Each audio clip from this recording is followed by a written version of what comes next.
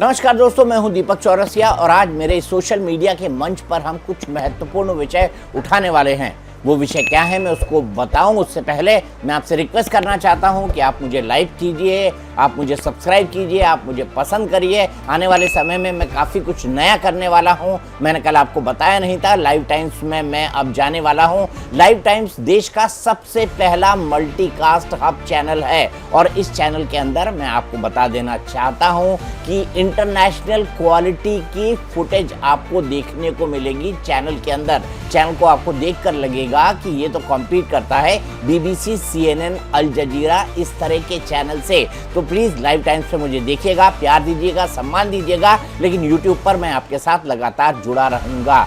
Live times किन किन उस पर आता है उसके संदर्भ में मैंने उदय से कहा है कि उदय एक छोटा सा वीडियो बना दे प्रोमो के साथ, तो उसको मैं जल्दी ही यूट्यूब शॉर्ट्स पे भी पोस्ट करूंगा, इंस्टा पे भी पोस्ट करूंगा, फेसबुक पर भी पोस्ट करूंगा और साथ ही साथ उसको मैं अपने ट्विटर अकाउंट पर भी शेयर करने वाला हूं। अब मैं आपको क्या बताना चाहता हूं? अब मैं आपको बताना चाहता हूं इस पूरे हमले का यक्ष प्रश्न। इस पूरे हमले का यक्ष प्रश्न ये है कि क्या भारत ने पाकिस्तान को हमले से पहले ही बता दिया था कि हम आतंकी ठिकानों पर हमला करने वाले हैं? अब अगर आप मुझसे ये सवाल पूछें तो मैं आपको इसके बारे में पूरा जो प्रोसीजर होता है वो मैं आपको समझाऊंगा। स्केलेटरी और नॉन स्केलेटरी मेजर्स क्या होते हैं वो भी मैं आपको समझाने की कोशिश करूंगा। स्केलेटरी मेजर्स यानी अगर हम कोई ऐसा हमला करते हैं जिससे पाकिस्तान में रहने वालों पर हमला हो या उनके मिलिट्री ठिकानों पर हमला हो तो उसे कहा जाता है स्केलेटरी लैडर, यानी हम युद्ध की तरफ आगे बढ़ रहे हैं। मैं मानता हूं ये एक युद्ध था, संपूर्ण युद्ध नहीं था, ये एक लिमिटेड ऑपरेशन था जिसे युद्ध ही कहा जाएगा। लेकिन इस लिमिटेड ऑपरेशन का उद्देश्य क्या था? इस लिमिटेड ऑपरेशन का उद्देश्य था 9 आतंकी ठिकानों को तबाह कर देना जिनको हमने चुना था। उसमें लश्कर तैयबा का एक ठिकाना था, उसमें जैश ए मोहम्मद का एक ठिकाना था और साथ उनसे ही जुड़े अन्य जो संगठन हैं उनके ठिकाने थे, उनसे ही जुड़े अलग अलग लोग जो इन जगहों पर रह रहे थे। इन 9 ठिकानों पर उनके बात हुई। अब उनको जो है मिट्टी के अंदर मिला दिया गया। अगर मैं ये कहूँगा तो गलत नहीं होगा। प्रधानमंत्री ने भी कमोबेश यही बात की है कि इन आतंकवादियों को अब मिट्टी के अंदर मिला दिया है। 100 आतंकवादियों को हमने मार गिराया है। लेकिन भारत में बहस किस पे चल रही है? दुर्भाग्यपूर्ण है, लेकिन बहस इस पर चल रही है कि क्या भारत ने पाकिस्तान को हमले से पहले ही बता दिया था। इसको लेकर राहुल गांधी ने एक बड़ा मुद्दा बनाया है। राहुल गांधी बार बार एस जयशंकर से, विदेश मंत्रालय से सवाल पूछ रहे हैं। हालांकि विदेश मंत्रालय ने सफाई दे दी है कि उनके बयान को गलत संदर्भ में पेश किया जा रहा है, लेकिन इसकी पूरी हकीकत क्या है मैं एक के बाद एक आपको समझाऊंगा। अब सबसे पहली बात, 15 मई को एस जयशंकर ने क्या कहा? एस जयशंकर लोगों से बात कर रहे थे। आज मैं ये वीडियो आपके सामने क्यों कर रहा हूं? आज 22 तारीख है, इसीलिए मैं पोस्टमार्टम कर रहा हूं कि आज से जो 1 महीने पहले पहलगाम के अंदर हुआ, क्या भारत ने उस आतंकी बदले को पूरा कर लिया है? मेरा जवाब है हाँ, क्योंकि हमने आतंकवादियों को मिट्टी के अंदर मिला दिया है। हमने 100 आतंकवादियों को मारा है, जिसमें कई सारे जो है यूएन डेजिग्नेटेड टेररिस्ट भी इस हमले के अंदर मारे गए हैं। और हमने पाकिस्तान का जो मिलिट्री इंफ्रास्ट्रक्चर है, चूंकि उसने भारत पर हमला किया, इन आतंकवादी जगहों पर हमले के बाद उसने इसको एक युद्ध की तरह ट्रीट किया, इसीलिए भारत ने भी लगातार दबाव बनाया और पाकिस्तान के 11 एयर बेसेस को पूरी तरह से तबाह कर दिया। इसी के बाद प्रधानमंत्री एक के बाद एक एयर बेसेस, जैसे बीकानेर के इलाके में भी प्रधानमंत्री गए हैं हाल ही में, और बीकानेर के इस इलाके में क्या कहा वो मैं आपको दिखाऊंगा। लेकिन सिलसिलेवार ढंग से ये पूरा विवाद क्या है ये मैं आपको समझा देता हूँ। 15 तारीख को एस जयशंकर कुछ टेलीविजन कैमरे के सामने आए। उनका ये बयान चूंकि अंग्रेजी में है, इसीलिए मैं अंग्रेजी में आपको नहीं बताता, इसका हिंदी तर्जुमा का है, ये मैं आपको बताता हूँ। उन्होंने कहा, ऑपरेशन सिंदूर की शुरुआत में ही हमने पाकिस्तान को यह मैसेज भेज दिया था कि हम आतंकवादी बुनियादी ढांचे पर हमला कर रहे हैं, हम सेना पर हमला नहीं कर रहे हैं। इसलिए सेना के पास ये ऑप्शन है कि इस कार्रवाई में शामिल न हो और इससे दूर रहें। उन्होंने सलाह नहीं मानी। अब होता क्या है इसकी प्रोसेस में आपको समझाऊंगा, लेकिन उनका ये बयान जो है राजनीति का एक बहुत बड़ा विषय बन गया, क्योंकि राहुल गांधी एक के बाद एक न केवल ये कह रहे हैं कि कितने मार गिराए हमने, हमारे कितने राफेल मार गिराए गए, बल्कि आप ये भी बताइए कि आपने पाकिस्तान को क्यों बता दिया। अब दो, आपको याद है ना, दो ट्वीट आपने देखे होंगे, दो ट्वीट जो एक पे क्या था, एक पे आसिम मुनीर बना हुआ था, उस ट्वीट के अंदर आधा चेहरा राहुल गांधी का था, वहां पर राहुल गांधी को मीर जाफर बताया गया। वहीं एक दूसरा ट्वीट जो है पवन खेड़ा ने ट्वीट किया, और पवन खेड़ा के इस ट्वीट में जो है एस जयशंकर बोल रहे हैं पाकिस्तानियों को बी सेफ जनाब, और नीचे प्रधानमंत्री खड़े होके बोल रहे हैं लाउडर बोलो, उनको कोई नुकसान ना हो। अब ऐसी बातें, इस हद तक राजनीति आ जाएगी इस राष्ट्रीय सुरक्षा के मुद्दे पर, शायद मुझे तो इस बात की उम्मीद नहीं थी। एक तरफ राहुल गांधी को मीर जाफर कहा गया, दूसरी तरफ एस जयशंकर को जयचंद कहा गया। एस जयशंकर क्या वाकई में जयचंद है? इसका जवाब है ना। एस जयशंकर भारत के उन सदे हुए डिप्लोमेट्स में हैं जिन्होंने विदेश मंत्री के तौर पर 2019 से लेकर अभी तक एक लंबा कार्यकाल पूरा किया है। एस जयशंकर के इस बयान को पकड़ लिया गया, और एस जयशंकर के इस बयान को पकड़ने के बाद क्या बोला? अटैक की शुरुआत में पाकिस्तान को इन्फॉर्म करना क्राइम था। विदेश मंत्री ने सार्वजनिक रूप से स्वीकार किया कि सरकार ने ऐसा किया, उन्हें किसने अधिकार दिया, इसके चलते हमें वायुसेना के कितने विमान गंवाने पड़े। ये ट्वीट उन्होंने कब किया? ये ट्वीट उन्होंने किया 17 मई को। 17 मई के बाद क्या हुआ? 17 मई के बाद 19 मई को राहुल गांधी एक बार फिर आते हैं और 19 मई को पूछते हैं, विदेश मंत्री की चुप्पी निंदनीय है और इससे सब साफ हो रहा है। मैं फिर से पूछूंगा कि उन्हें ऐसा करने का अधिकार किसने दिया? किसके बारे में कह रहे हैं कि पाकिस्तान को पहले क्यों बता दिया गया कि हम इस तरह का ऑपरेशन करने वाले हैं? उनके ऐसे करने से हमारी वायुसेना ने कितने विमान खोए? ये भी राहुल गांधी सवाल उठा रहे हैं, और ये मेरे ख्याल से कुछ ज्यादा हो गया। किसी भी युद्ध में दोनों तरफ से जो है डैमेजेस होते हैं। दोनों तरफ से जब डैमेजेस होते हैं तो कोई भी राष्ट्र जो है अपने डैमेजेस के बारे में बात करे उससे पहले उसका सभी तरीकों से वेरिफिकेशन होना जरूरी है। जो AK भारती है, जो डायरेक्टर जनरल एयरफोर्स ऑपरेशन थे, उन्होंने भी कहा कि हमारे किसी भी युद्ध के अंदर जो है दोनों तरफ से नुकसान होता है। अब यहाँ पर जो दोनों तरफ से नुकसान हो रहा है उसके बारे में क्या भारत का नुकसान हुआ है? लेकिन राहुल गांधी ने जब ये बात कही तो वो पाकिस्तानों के अखबारों के अंदर छा गए। पाकिस्तान के अखबार ये पूछने लगे और पाकिस्तान के टीवी चैनल से बनाने लगे। उन्होंने पवन खेड़ा की भी एक बाइट को ट्वीट किया कि गद्दारी की है देश के साथ जो है वो एस जयशंकर ने, और उन्होंने तो जयशंकर को जयचंद तक कह दिया। अब राहुल गांधी के आरोपों पर विदेश मंत्रालय ने क्या कहा? विदेश मंत्री ने कहा कि ऑपरेशन की शुरुआत में पाकिस्तान को चेतावनी दी गई थी। इसे अब ऐसा पेश किया जा रहा है कि जैसे ऑपरेशन से पहले उन्हें जानकारी दी गई हो। तथ्यों को गलत तरीके से पेश किया जा रहा है, हम इसका विरोध करते हैं। तो ये बात विदेश मंत्रालय ने साफ साफ कही। जो PIB का फैक्ट चेक यूनिट था उसने भी ये साफ साफ कहा कि विदेश मंत्री के बयान को गलत संदर्भ में पेश किया गया है। और हमने भारत में क्या होता है, दरअसल इस तरह की बातचीत जब भी होती है और जब DGMO के लेवल जो है उनके दोनों के बीच हॉटलाइन खुली होती है, और ऐसे में किसी भी तरह के सीज फायर उल्लंघन पर दोनों तरफ के DGMO के अंदर बात होती है। जो हुआ होगा उसको मैं एक्सपर्ट्स के हवाले से बताता हूँ। कई एक्सपर्ट्स से मैंने इस बारे में बात की है। उनका ये कहना है कि भारत ने 1:05 पर यह स्ट्राइक करी होगी, और उसके बाद ही जो है स्ट्राइक के आसपास ही पाकिस्तान को बता दिया गया होगा।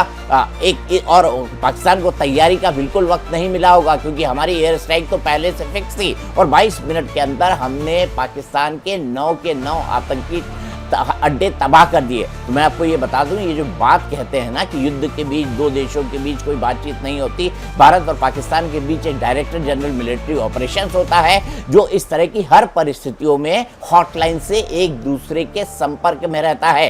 अब भारत की समझदारी किसमें थी? भारत की समझदारी इसमें थी कि वो पाकिस्तान को बता दे कि उसने पाकिस्तान की आम जनता पर हमला नहीं किया, बल्कि आतंकवादियों के ठिकानों को तबाह किया। और ऐसा बताना सही भी था ताकि पाकिस्तान ये तय कर सकता कि वो भारत से जंग लड़ना चाहता है और या नहीं। और अगर जंग नहीं लड़ना चाहता तो पाकिस्तान काउंटर जवाब नहीं देता। लेकिन पाकिस्तान ने काउंटर जवाब दिया और भारत ने उसके बाद मिट्टी में मिला दिया। यही बात प्रधानमंत्री ने बीकानेर में कही है। 22 तारीख के हमले के जवाब में हमने 22 मिनट में आतंकियों के 9 सबसे बड़े ठिकाने तबाह कर दिए।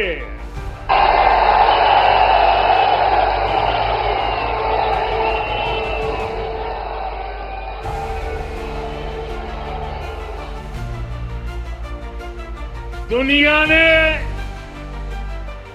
और देश के दुश्मनों ने भी देख लिया कि जब सिंदूर बारूद बन जाता है तो नतीजा क्या होता है।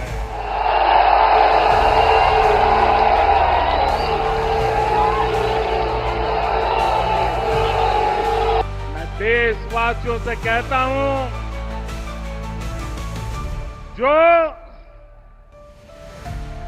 जो सिंदूर मिटाने निकले थे,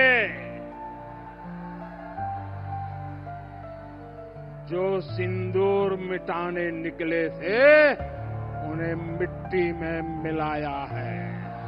अब हुआ क्या होगा ये मैं आपको बता दूं। हुआ ये होगा कि इस तरह की बातचीत की प्रक्रिया दोनों देशों के बीच बिल्कुल सामान्य है। डीजीएमओ के लेवल पर बातचीत होती है और सीमा पर या भारत किसी भी तरह का कोई एक्शन लेता है तो इसकी जानकारी डीजीएमओ के लेवल पर दी जाती है। भारत ने जब सर्जिकल स्ट्राइक करी होगी इसकी जानकारी भी डीजीएमओ के लेवल पर पाकिस्तान को दी गई होगी। भारत ने जब एयर स्ट्राइक करी होगी इसकी जानकारी भी डीजीएमओ के लेवल पर पाकिस्तान को दी गई होगी। और भारत ने जब ऑपरेशन सिंदूर में 9 इलाकों को तबाह किया तो इसकी जानकारी भी पाकिस्तान को दी गई होगी कि उसके दिमाग में थोड़ी बुद्धि आए और उसके बाद जो पाकिस्तान जो है बेजा हरकतों से बाज आए। पाकिस्तान अब भारत के साथ फिर से युद्ध करने के लिए आमदा न हो जाए। लेकिन पाकिस्तान में तो क्या है, भारत के खिलाफ चूरन चटाकर ही ये देश बना है। भारत से नफरत ही पाकिस्तान की बुनियाद है। इस बात को आपको समझना होगा और इस बात में मैं आपको ये भी समझाना चाहता हूँ कि ये जो नफरत वाली बुनियाद है ना, ये पाकिस्तान की हुक्मरानों के अंदर, पाकिस्तान की मिलिट्री के अंदर कूट कूट कर भरी है।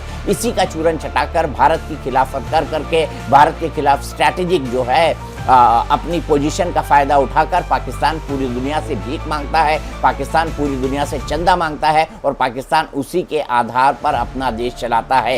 लेकिन मैं भारत की पॉलिटिक्स पर वापस आकर ये कहना चाहता हूँ कि राहुल गांधी ने, मुझे ऐसा लगता है कि एस जयशंकर के बयान को गलत संदर्भ में लिया है। जब उन्होंने गलत संदर्भ में इस बयान को लिया है, उनको समझना चाहिए कि सरकार के स्तर पर, दोनों देशों के स्तर पर बातचीत की प्रक्रिया क्या है। डीजीएमओ कब बातचीत में आते हैं, डीजीएमओ कब टच में आते हैं। हमने ये बताया कि हमने आतंकियों पर कार्रवाई की, हमारा पाकिस्तान पर कार्रवाई करने का कोई इरादा नहीं है। अगर पाकिस्तान इसके बाद हम पर पलटकर कार्रवाई न करता, हमारे कई शहरों पर ड्रोन हमले न करता, गोल्डन टेम्पल तक ड्रोन न पहुंचाता, पुंछ में ग्रंथि की हत्या न कर देता, बॉर्डर के इलाकों में बहुत सारी शेलिंग करता, इसके अलावा श्रीनगर से लेकर जम्मू, जम्मू से लेकर भुज तक जो ड्रोन तुर्की के देखे जा रहे थे, ऐसे लगभग 300 से 400 ड्रोन्स को हमने मार गिराया है।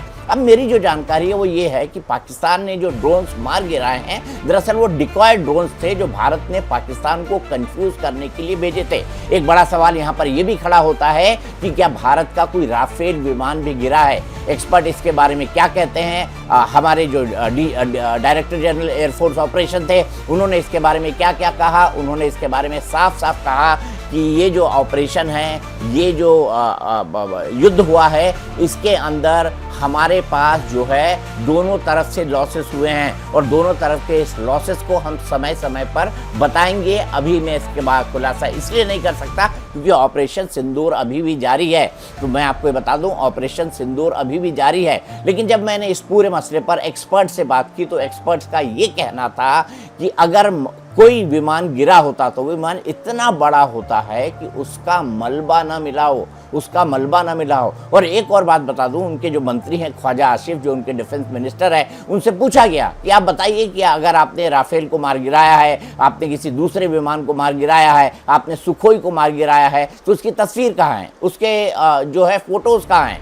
और आपको याद है ना, फोटोशॉप कर करके हमारे पुराने विमानों की दुर्घटनाओं के कई सारे चित्र पाकिस्तान ने मॉर्फ कर कर पूरी दुनिया के साथ शेयर किए थे। तो ये भी एक हकीकत है। सुरक्षा बलों का मानना है कि इतना बड़ा विमान मार गिराए जाने के बाद उसका मलबा कहीं न मिलता, उसका मलबा लोगों को दिखाई न देता, इसकी संभावना न के बराबर है। तो मुझे पाकिस्तान का ये दावा भी गलत लगता है कि उसने भारत के राफेल और सुखोई मार गिराए हैं। लेकिन बाकी बातें क्या कहूँ, पाकिस्तान पर भरोसा मत कीजिए, ये झूठों का शहंशाह है। चलते चलते मोदी जी ने क्या कहा है ऑपरेशन सिंदूर के बारे में, उन्होंने कहा है कि अब ये न्यू नॉर्मल है, ऑपरेशन सिंदूर लगातार जारी रहेगा और ऑपरेशन सिंदूर तब तक जारी रहेगा जब तक पाकिस्तान आतंक का पूरा सफाया नहीं कर देता है। जो सिंदूर मिटाने निकले थे उन्हें मिट्टी में मिलाया है। जो हिंदुस्तान का लहू बहाते थे आज कतरे कतरे का हिसाब चुकाया है। जो सोचते थे भारत चुप रहेगा आज वो घरों में डूब डूब के पड़े हैं। जो अपने हथियारों पर घमंड